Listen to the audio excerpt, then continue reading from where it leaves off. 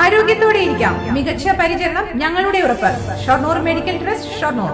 പത്രത്തിൽ പേരും പടവും അച്ചടിച്ചു വരാനാണ് കർഷകർ സമരം ചെയ്യുന്നതെന്ന മന്ത്രി എം പി രാജേഷിന്റെ പ്രസ്താവന അപഹാസ്യവും അവഹേളനവുമാണെന്ന് സംയുക്ത കർഷക വേദി ആരോപിച്ചു.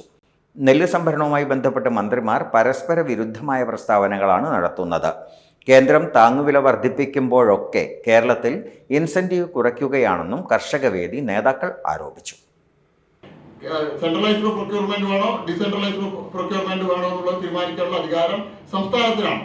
സംസ്ഥാന സർക്കാരാണ് 2004 മുതൽ കേരളത്തിൽ ഡിസെൻട്രലൈസ്ഡ് പ്രൊക്യൂർമെന്റ് സിസ്റ്റം സ്വീകരിച്ചത്. കേന്ദ്രവുമായിട്ട് ഈ സംഭരണത്തിലുള്ള MOU ഒപ്പുവെച്ചത്. 2019 പുതിയ നിബന്ധനകൾ അനുസരിച്ചിട്ടുള്ള DCPയും ഒപ്പുവെച്ചിട്ടുണ്ട്, MOU ഒപ്പുവെച്ചിട്ടുണ്ട്. അപ്പോൾ അതിൽ പറയുന്നത് 48 മണിക്കൂറിനുള്ളിൽ പൈസ കൊടുക്കണം. നിങ്ങൾ 2 മാസം മുമ്പ് സംഭരിക്കുന്ന നെല്ലിന്റെ അളവ് അറിയിച്ചിട്ടുണ്ടെങ്കിൽ ആ നെല്ല് സംഭരിച്ചു കഴിഞ്ഞാൽ കർഷകന് 48 മണിക്കൂറിനുള്ളിൽ പൈസ കൊടുക്കാനുള്ള സഹായം കേന്ദ്ര ഗവൺമെന്റ് RBIയുടെ നേതൃത്വത്തിലുള്ള കൺസോർഷ്യം മുഖേന എല്ലാ സംസ്ഥാനങ്ങൾക്കും നൽകുന്നുണ്ട്.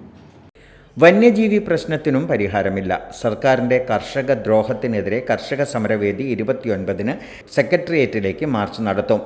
ഇതിനു മുന്നോടിയായി 19 സ്വതന്ത്ര കർഷക സംഘടനകൾ സംയുക്തമായി കൺവെൻഷൻ സംഘടിപ്പിക്കുമെന്നും ഇരുവരും പറഞ്ഞു.